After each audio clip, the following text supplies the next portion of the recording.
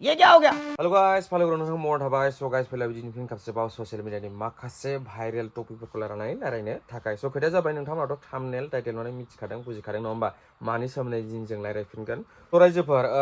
बिरुलानि जिथु present boyfriend बे निजोम बसुमतारीखौ लानानै फेसबुकाव मोनसे स्टेटमेन्ट होदों नोंथांमोना फरायनानै खिनि बिथाङा बुंदों जे निजोम राङापारा हालामनि मानसिया BPMनि युथ सेक्रेटारि दाखालि बावैसो गोदानै थिसनजानाय आंनि मोजां मोननायखौ ब्लेकमेल खालामदों लिंहरना हिनजाव गथ' गथाय थाखानायनिबाबो थाबैनो एक्सन लानांगौ जेराव लोगो मोनो आंनो जनायहरबानो जाबाय बिथांखौ एफआइआरबो होनाय जाबाय होननानै बिथांखौ जेनेबा बिरुलानि जिथु प्रेजेन्ट बयफ्रेन्ड बिथाङा मानो पस्ट होदों स' लोगोसे मोनसे निउसबो होनो आङो बिरुलाया जाय टाइमाव भाइरेल जादोंमोन मा होनो बे टाइमाव बिथांनिया 10K फलोवार्समोन दायो नाथाय दायो बिथांनिया 17K फलोवार्स जाबाय बिथांना दायो 7,000K फलोवार्स बारायबाय भाइरेल जानानै लोगोसे बिरुलाया एक्टिभ दं ना गैया मानसिफ्रा दायो बुहुत मा होनो मोनसे कुइसन जाना दं आरोना स' बिथाङा एक्टिभ दङ मानो होनबा बिथांनियाव 20 घन्टा सिगांसो मोनसे खुलुमनाय नायनो हागोन नै खुलुमनाय माबा मा होनो इम'जि मोनसे होदों बिथाङा गावनि स्ट'रियाव स' आरो मा होनो मोनसे निउसबाव जे बिरुलाया बे निउसआ सैथो नंगौना नङा दायो मिथिया खिन्थु बिरुलानि मोनसे मा होनो लिरनाय पस्ट मा होनो मेसेज होननांसिगोन दायो बे बर्थमान बहुत ससियेल मिडियाआव भाइरेल जागासिनो स' बेखौ नोंथांमोननि गेजेराव आङो मा होनो फरायना होनि नायनो हागोन नै बेयाव बुंदों बिथाङा जे आं थांना थागोन थाला गद गैला आं बिराद लाजिनाय मोनबाय गाब्र'हैलाय बाय आं एसेबो मिथियामोन आं बेखौ हिन्जाव गोनां होनना बिराद गाज्रि थगायदों बे आंखौ बिदा बिबाजैल' दं होनना जुदा जाखानायसो होनना गाव हारसिंसो रावबो गैया बिमा बिफायाबो थैजोब्बाय होननासो मिथियो आं ओंखायनो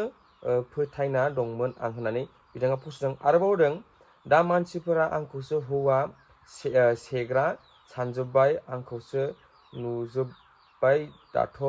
दाय मावग्रा हौवाखौथ' नुवाखैनो दाया आंनिसो जाबाय बिदि बरनाम लाना बोरै होनना बुंदों ससेल' होदों बर्थमान ससेल'सो मा होनो भाइरेल जादों बिनिफ्राय भाइरेल जायाखै जानो हागौ बिथाङा गावनि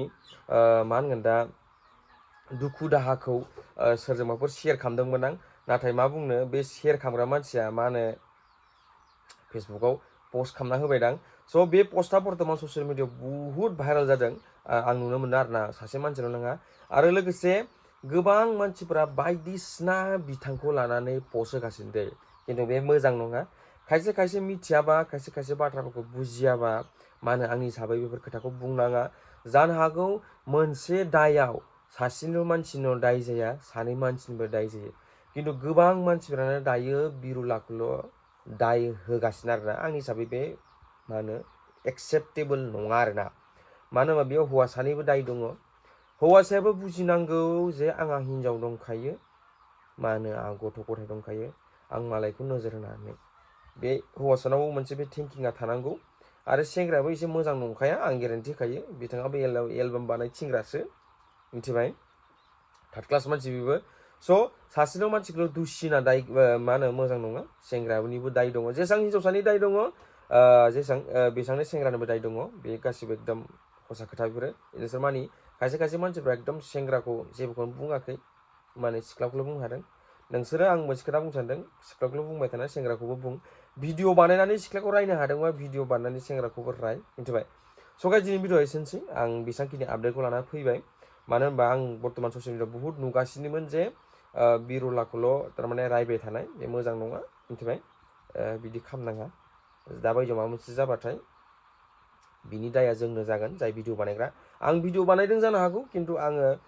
रावखौबो एसेबां गाज्रि बुङाखै मिथिबाय जाय सैथो जाय मा सोलिदों आं मथथे भिडिअनि आपडेटल'सो होयो आं रावखौबो गाज्रि बुंनो थाङा मिथिबाय स' गाइस भिडिअखौ जों फोजोबबाय लोगो मोनसिगोन नेक्स्ट भिडिअ आरो नोंथांमोना जुदि भिडिअखौ मोजां मोनोबा like comment share and subscribe खालाम आरो बिदिनो माबाफोर आपडेट फैबावबा आं नोंथांमोननो लगे होनाय जागोन